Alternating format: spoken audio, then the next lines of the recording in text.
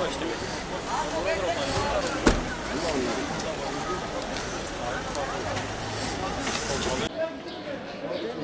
aile aratın, bir aile bir bakanlık kimde kaçtı. Benim arkadaşım.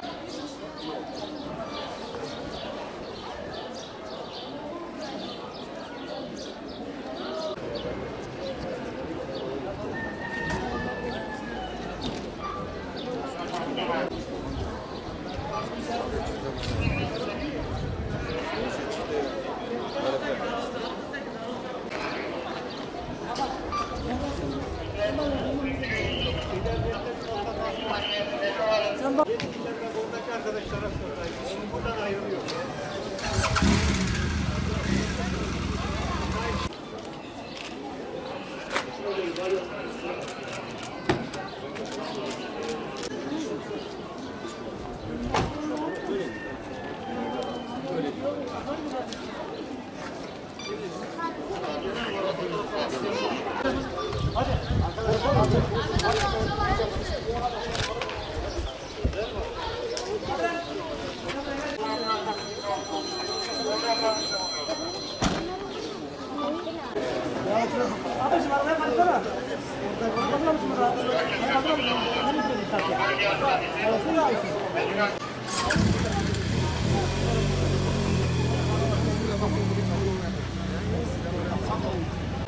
Ahmet abi siz bunu...